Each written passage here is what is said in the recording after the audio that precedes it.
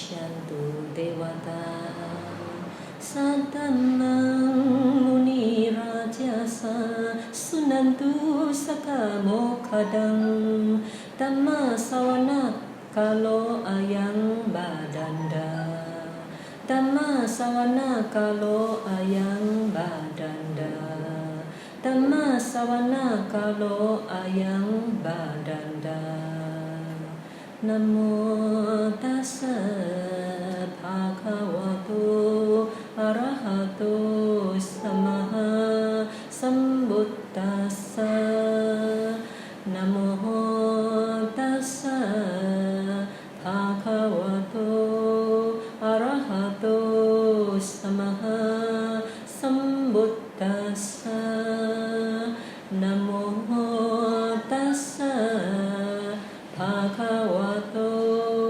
arahato samma sambuddhassa Buddhang saranang gacchami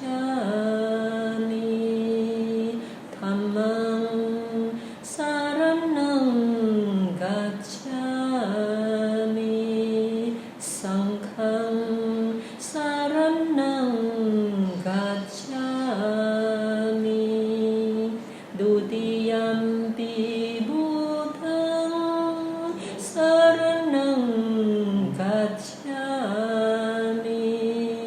Dutiyampi Dhammang saranang gacchami Dutiyampi Sanghang saranang gacchami Tadiyampi Buddhang saranang gacchami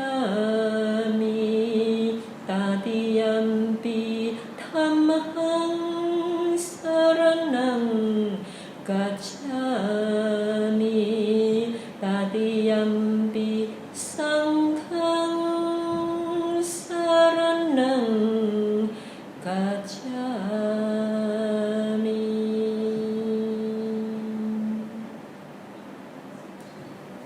Okay. Sisters and brothers in the Dhamma, Sukhi Hontu. Okay, today I'd like to share with you one important for advanced people, not for the youth. Important and urgent question. And this comes from Anguttara Nikaya, number 4. Who fears of death and who do not? Since we are all subject to death, we want to die in a peaceful way, right? And therefore, it's very essential and important to know how to die without fear. Okay. So one day, one Brahmin called Janasolin, he approached the Blessed One and asked the Blessed One a question.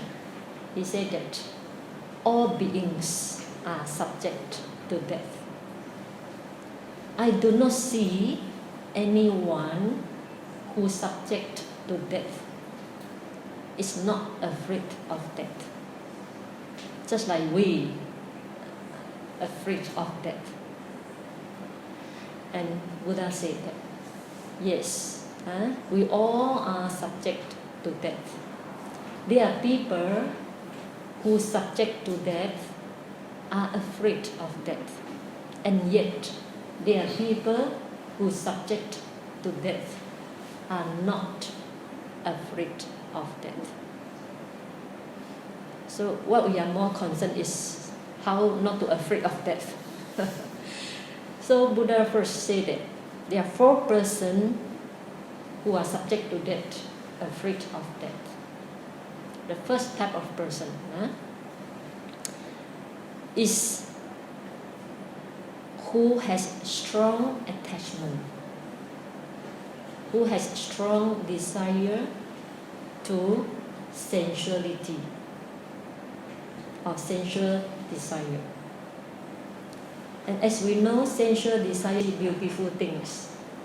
Like men like to see women, women like to see men, and all the beautiful things that attract our eyes and make the mind to become the slave. This is called sensuality, right? Similarly, the sound, any sound that attract you and that makes you, the sound that linger in your mind, and you have strong desire for it, is called sensuality. And similarly, the fragrance, especially the good smell, and the taste, the good taste. We all run after the good restaurant, right? Because we have strong attachment to the taste. All these are called sensuality.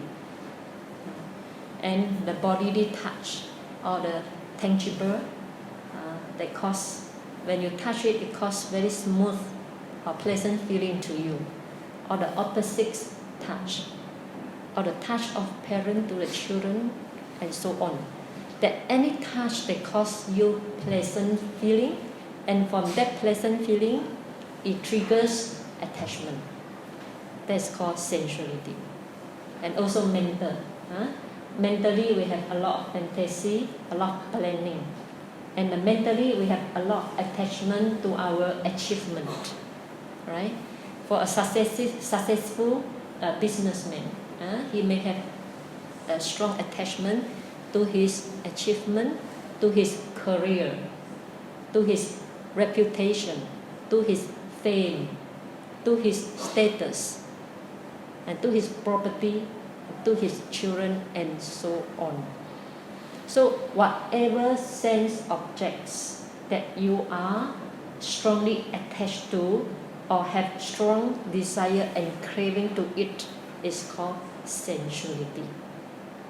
And for this type of people, when a sickness come to him, a serious sickness come to him or her, then he might think, oh, all the sensuality I attached will be taken away from me. I will lose them permanently. So this thought will pop up in his mind during his serious sickness or during his dying moment. Therefore, he feels sorrow, lamentation, pain, grief, and despair.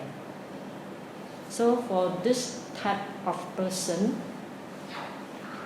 who has strong attachment, desire for sensuality, come from the sixth sense door, or even to his family, to his status, and so on, he will be very afraid of death.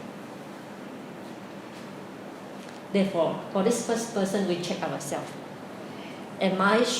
Do I have strong attachment to all this sensuality, to my family, to my status, achievement, reputation, fame, and so on? So from time to time, we check ourselves. And here I would like to clarify the responsibility to family and the attachment to family is completely different things. Responsibility to the family is praised by the Buddha, but a strong attachment to the family is not praised by the Buddha. So as a Buddhist, we must be able to differentiate, is it responsibility or is it attachment? Okay. Second type of person, who is afraid of death. What do you think?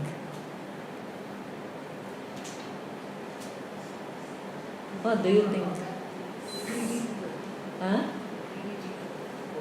Greedy people. Greedy is the strong sensation, strong attachment to the sensuality is greedy person. Yes, correct.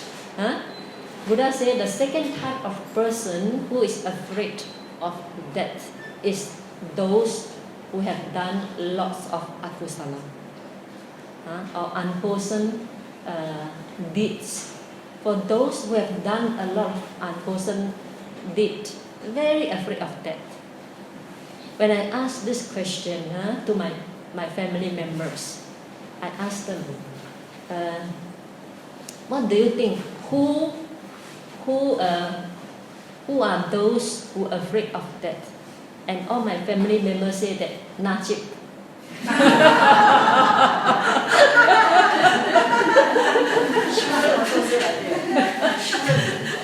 Therefore, you see, so why Najib afraid of death? Because he has done lots of bad things. Even the children, no need Buddha tell him, the children also know. Therefore, Buddha said those who have done lots of akusala will be very afraid of death. And that akusala including all the corruption, cheating, killing, some more, telling lies, backbiting, and so on. All the bad things that you have harmed other people. You cause other people suffering. The serious one, not the slightest one. Okay, the serious suffering to others, and you cause loss of other people. Then when serious sickness come to us, or when we are in the dying moment, our memory will flash back. Just like watching a movie, the memory flash back to whatever bad deed one has done. Almost cannot be controlled. Because during our dying moment, our heart is very weak. We cannot have clarity of the mind. Therefore, the mind will flash back to whatever bad thing or good thing you have done. Just like watching a series of movies. And if a person have done a lot of bad things, so all what he has done will pop up to his mind, and his mind will be obsessed with strong remorse. He will feel very remorseful. But too late, right? It's very late. And during dying moment, usually one of the three signs will appear in a dying person's vision. One is called karma. The second one is called karma nimitta. The third one is called kati nimitta. Okay, what is karma? For example, a person who has done a lot of good things. Let's say he always offer dana to the monastic, to the needy person, or to a poor. So when he's dying, his mind will flash back. Then one of the dana he has performed will become the productive karma for him to reborn in a happy destination. And this karma will pop up during his dying moment, so he will see like as though he again doing the same dana.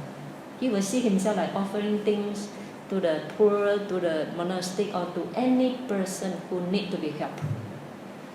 So like watching the movie, and if he die taking this dana as a sign, then he will be reborn in a happy destination.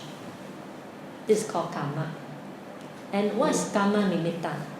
Karma nimitta just like karma nimitta is like whatever good things or bad things one perform very regularly with some instrument. For example, a doctor he operate the patient using a knife. So if this karma nimitta appear in his dying moment, then he will see the knife he used for operation. And for those who are now always offer like lamp, candle, flower to the Buddha as a regular karma, then he will see the flower again, the lamp and the candle again in his dying moment as a vision. And this is called karma nimitta. And for a bad person, like those who is corrupted, cheating people's money, then he may see lots of money during his dying moment. And for those, this is called karma nimitta. And another one is called gati nimitta, destination. The destination. So for a dying person, if he has done a lot of bad things during his dying moment, he will see like hell fire come out from the hell, and he himself will shout, very hot, very hot. Other people may not understand.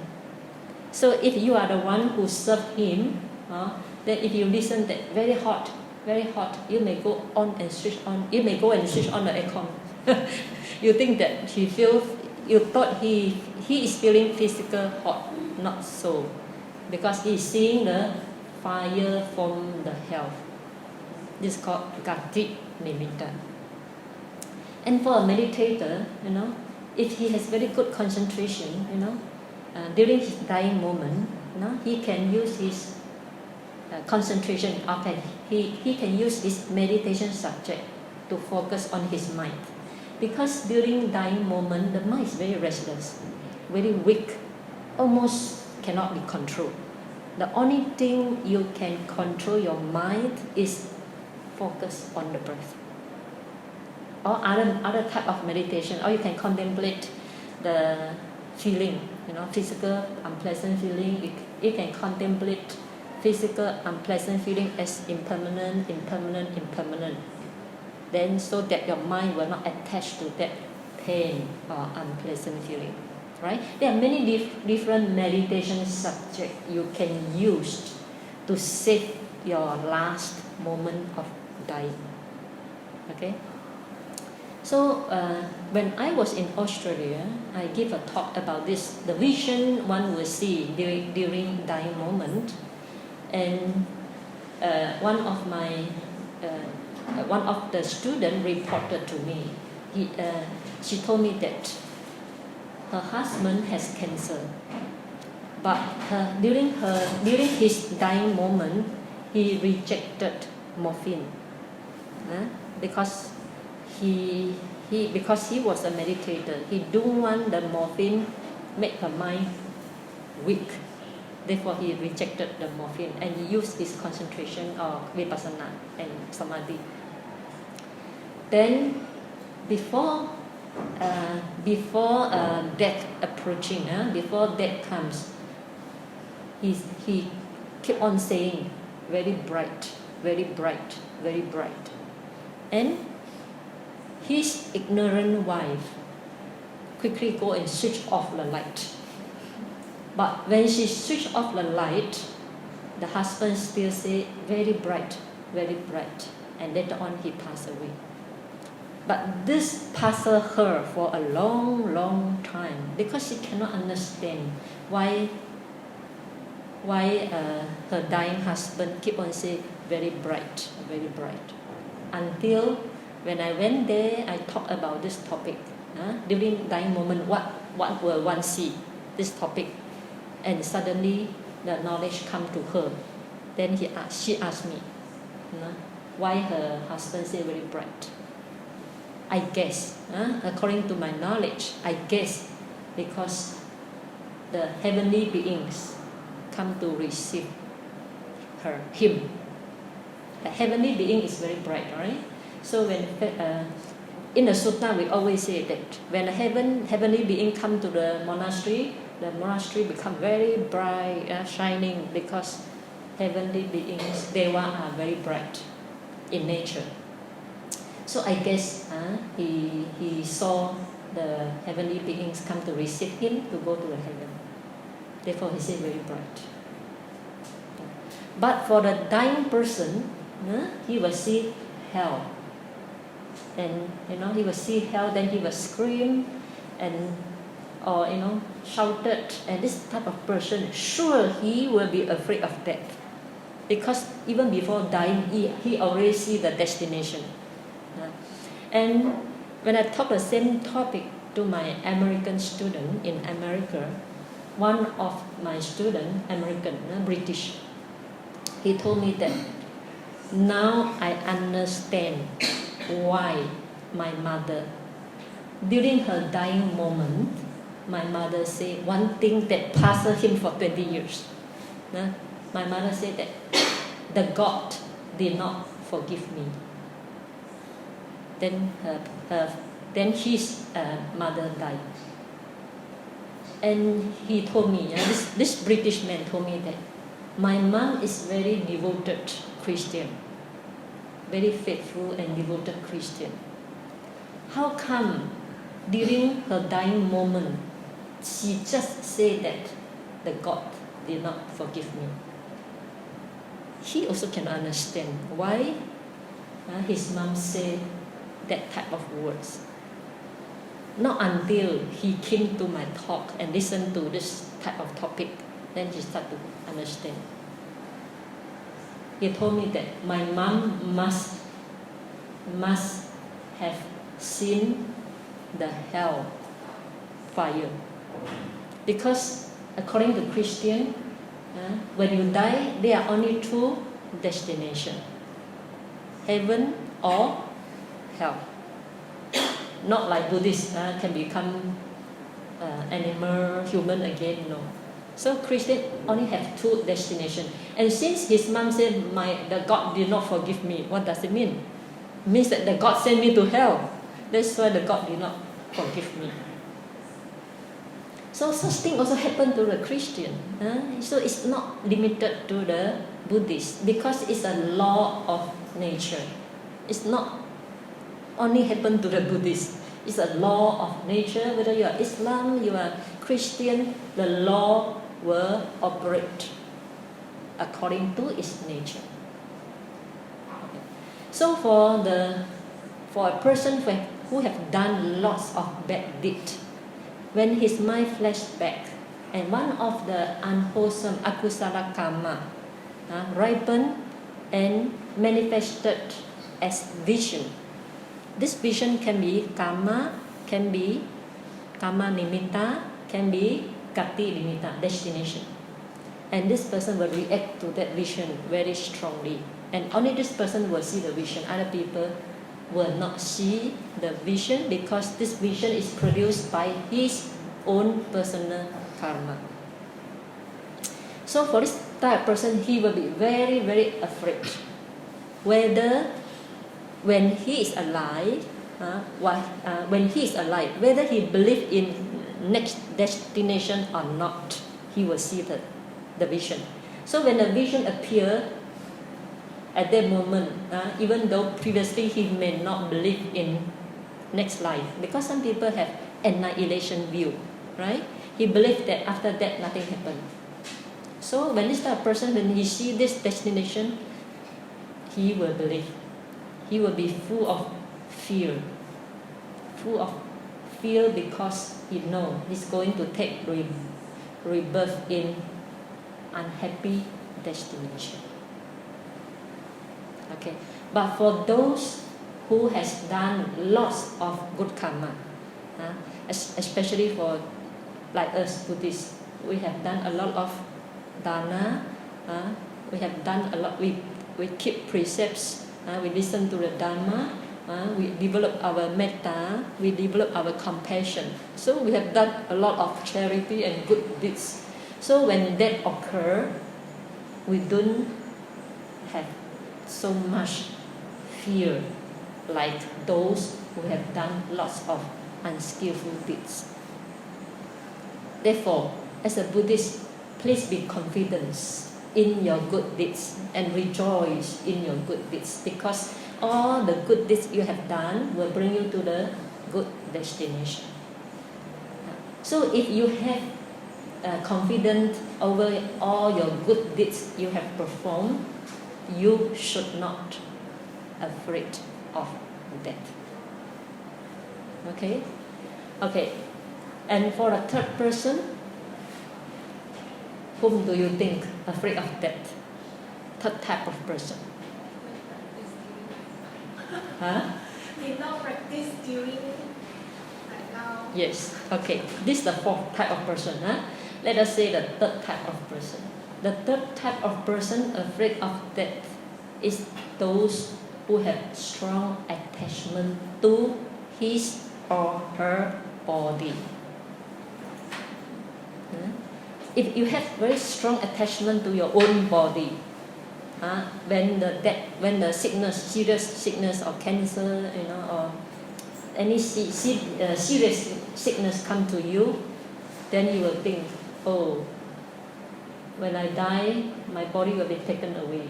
I have to cast away my body. Then nothing belongs to me. So for this type of person, when death approaches, he will be full of fear, sorry, lamentation, pain, and grief. Now, let me ask you a question. Why we human beings are so attached to the body? Why? Because for those who have strong attached to the body, will be afraid of death. Now we come to asking, we want to ask ourselves, why should I so attached to my body until I so afraid of death? So why should we so afraid of? Why should we so attached to our body?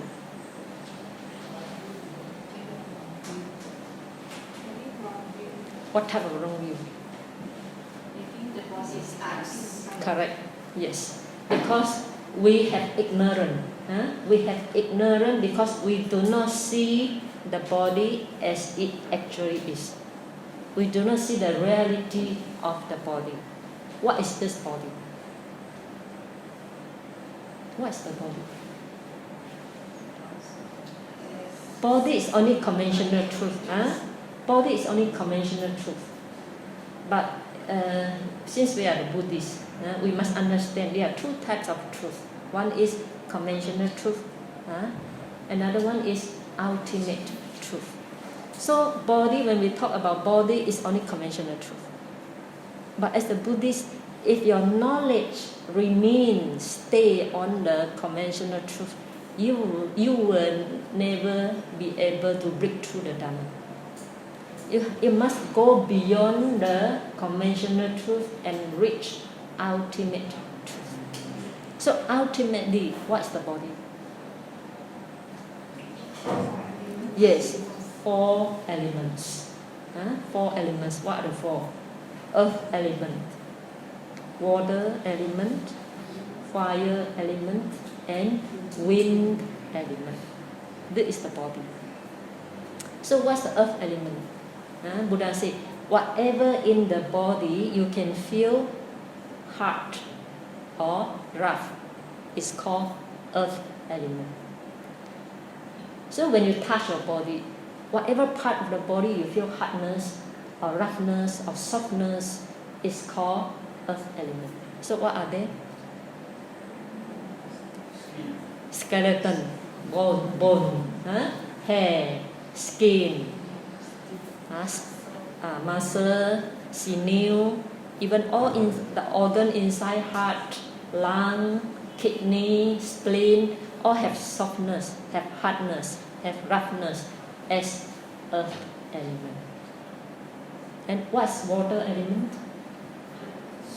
Whatever Buddha said, whatever inside the body which has watery, flowing, the element of watery and flowing is called water element. What are they? Yes, sweat, tears, saliva, urine, blood,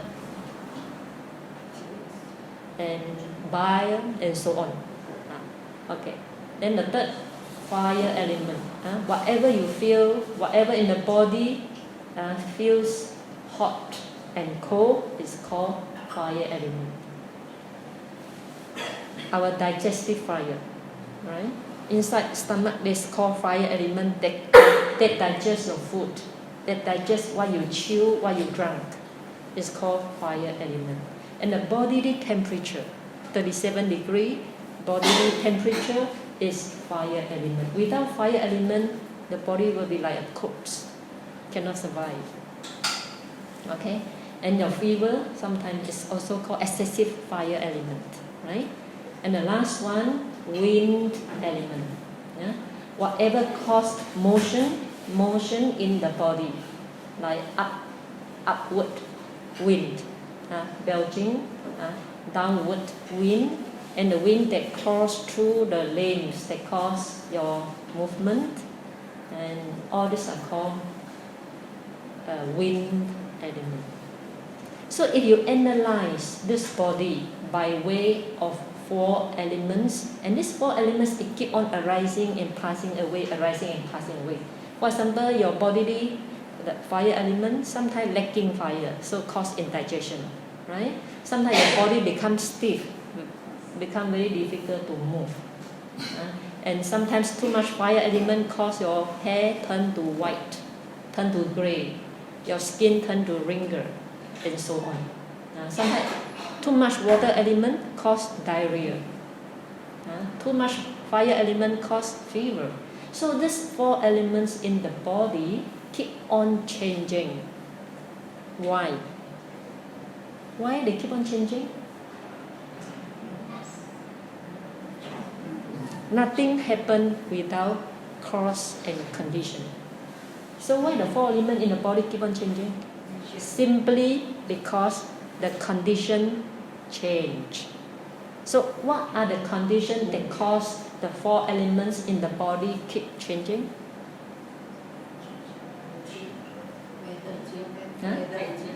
Aging.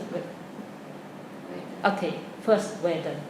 Weather change, our 4 elements change very apparent. This is very easy to understand. When it's cold, we need to wear more. When weather hot, we want to wear very thin clothing and so on. So weather is one that causes 4 elements in the body keeps changing. The second? Okay, mind. Yes, mind can affect the 4 elements in the body very strongly. For example, when you get angry, the fire element in the body become very hot, and this fire element cause the wind also become strong. So when the angry person, the face turn to red and the body shake, out of control, because mind can produce very strong, the angry mind can produce strong fire element, can produce strong wind element. So when a person get angry, the body is beyond one's control.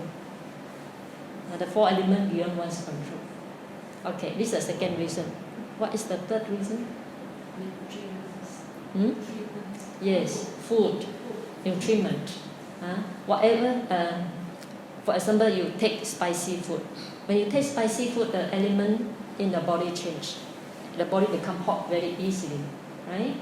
And when you take all the rubbish food, then not enough nutrition, then the body become lost its vitality. And if you drink too much water, then the water element in the body become excessive, then you have to go to washroom very often. So the food also affect the 4 elements in the body. The last one, karma. That is difficult to change. Karma is produced by previous karma. When we first born as a baby, whether our body is healthy or not healthy, one of the reasons is past karma. And when the baby grows up, then using the nutriment or mental can affect, can change the 4 elements in the body. But the foundation, basic one, come from the karma. So these 4 causes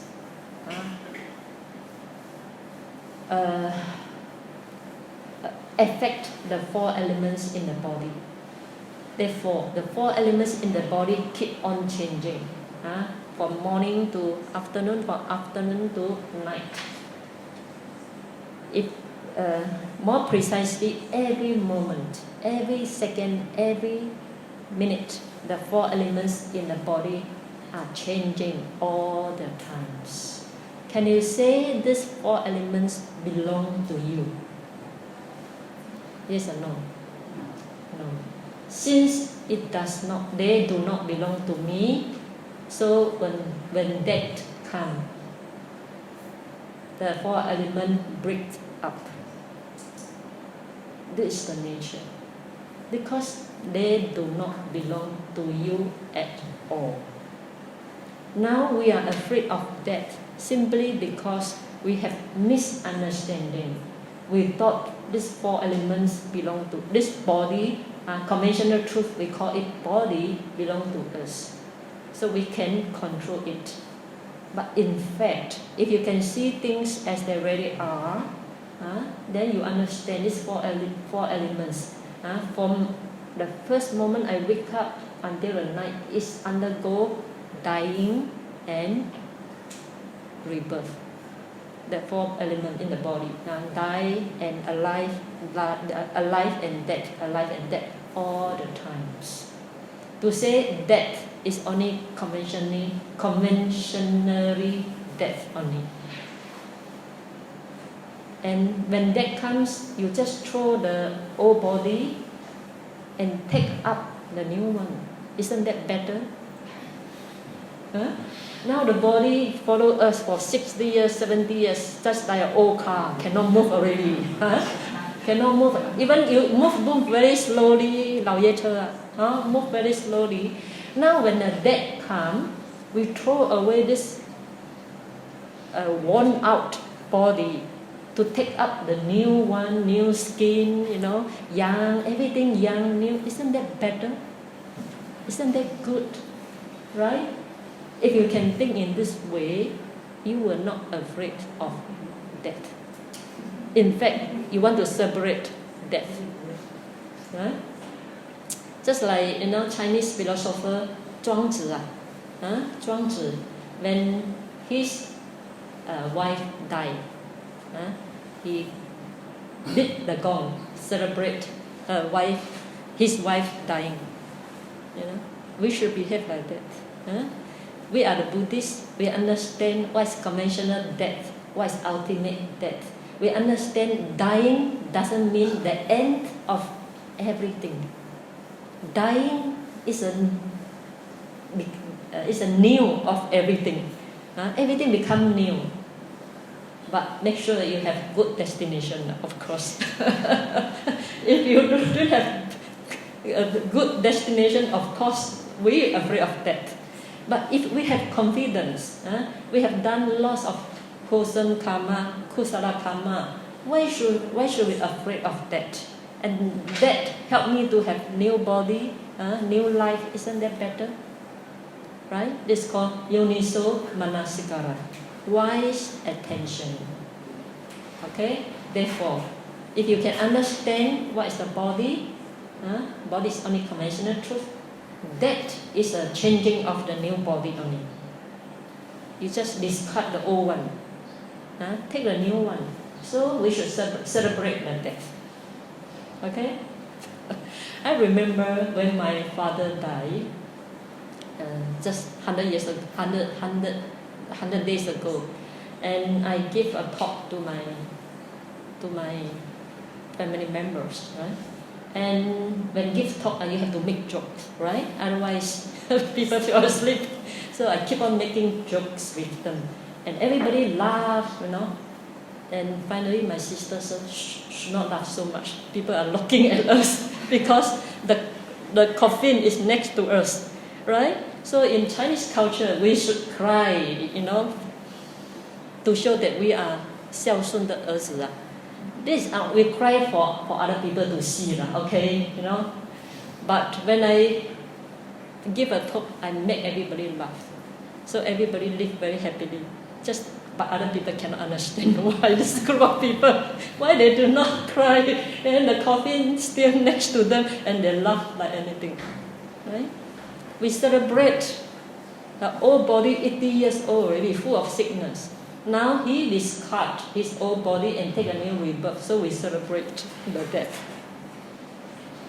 It's called Yoniso Manasikara, wise attention.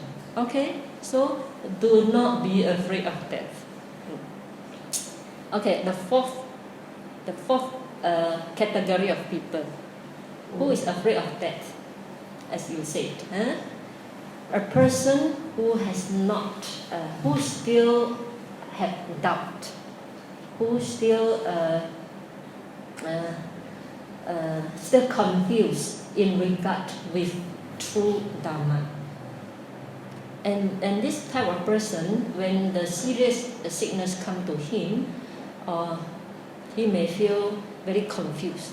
The mind become very confused, and he feel that he still has some remorse that I have not yet reached or arrived or confidence in the true Dhamma. I still have doubt in regard with true Dhamma. So his mind become very perplexed, full of confusion, and he feels sorrow, lamentation, and grief. And for this type of people, he will be very afraid of death. So what is this true Dhamma? I think for the last group of people is a little bit difficult, because many people still have doubt about the true Dhamma. The true Dhamma is the ultimate Dhamma. As I said, conventional, we have two types of truth: conventional truth and ultimate truth, right? So conventional truth, that like you lose everything, so you feel very afraid. But ultimately, what is life? What is life? What is existence? That is the end of existence. One's existence. So what is this existence? According to the true Dhamma, according to the ultimate truth, what is the existence? One's existence. Okay, let us say the life. What makes up the life? What makes up your life? Body and mind, right? Body and mind. Conventional speaking, body and mind. So what is the body and mind in the ultimate sense? 5 aggregates. 5 aggregates. Material aggregate. And material aggregate is body. And what is this body? 4 elements. So we understand already. Then secondly, feeling aggregate. There are 3 types of feeling: pleasant feeling, unpleasant feeling, neither pleasant nor unpleasant feeling. And these 3 types of feelings always with us. And it changes even faster than the 4 elements in the body. Whenever there's contact, I see something, you see the beautiful one, pleasant feeling. You see the unpleasant one, unpleasant feeling. You see something neutral, neutral feeling. And since our eye is opening all the time, so the eye contact is there all the time. According to dependent origination, when there is contact, there is feeling. So in the eye, we have numerous, sometimes pleasant, sometimes unpleasant, sometimes neutral. Similarly to the ear. The ear hears something pleasant, pleasant feeling. When the unpleasant abuse come to contact with the ear, then unpleasant feeling. When a beautiful song come to the ear, pleasant feeling. Similarly, the nose. You smell something good, pleasant feeling. You smell something bad, unpleasant feeling will arise. And to the tongue also. When your tongue touch something delicious, pleasant feeling will arise in you. Then the next spoonful become unpleasant because the food is unpleasant to you. Then the unpleasant feeling will arise. The tangible body also. Whatever you touch, you feel smooth, then it's pleasant feeling. When you feel very rough, then unpleasant feeling arise in you. And mental also. You think something bad, then unpleasant feeling will arise. You think something good, pleasant feeling will arise. So this And our six sense doors are always open, unless we fall asleep. So since the six sense doors are always open, the contact are there all the time. Eye contact, ear contact, nose contact, tongue contact, body contact, mind contact are always there. And according to dependent origination, when there's contact, there is feelings. So feelings is with us all the time. And it arises and passes away even faster than the four elements in the body. So can we say this feeling belongs to me? Cannot. It depends on the contact. And the contact depends on the object, whether the object is pleasant or unpleasant. So this feeling also not belong to us. This is called ultimate understanding. And the perception, formation. Formation including all the mental factors like our anger, greed, jealousy, compassion, metta, loving kindness, generosity. All these are called formations. And all these are changing all the time. Sometimes we become very generous, sometimes no. Sometimes we can be very compassionate, sometimes not compassionate at all. Right? Sometimes we have loving kindness to others. At the other time, we get very angry with the same person. So our mental state also change.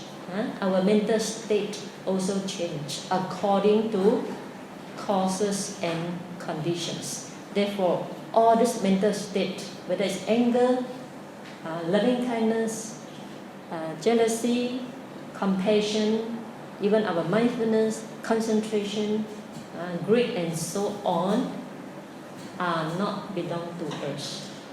They occur, they arise and pass away according to causes and conditions. And lastly, consciousness. 5 aggregate, right? Material aggregate, feeling aggregate, perception aggregate, formation aggregate. Formation include all the mental factors. And lastly, consciousness aggregate. We have eye consciousness, can see something. Ear consciousness, can hear something. Nose consciousness, can smell something. The tongue consciousness can taste something. Body consciousness can sense something. And mind consciousness can think. And this consciousness also arises and passes away according to causes and conditions. They cannot follow to our wishes.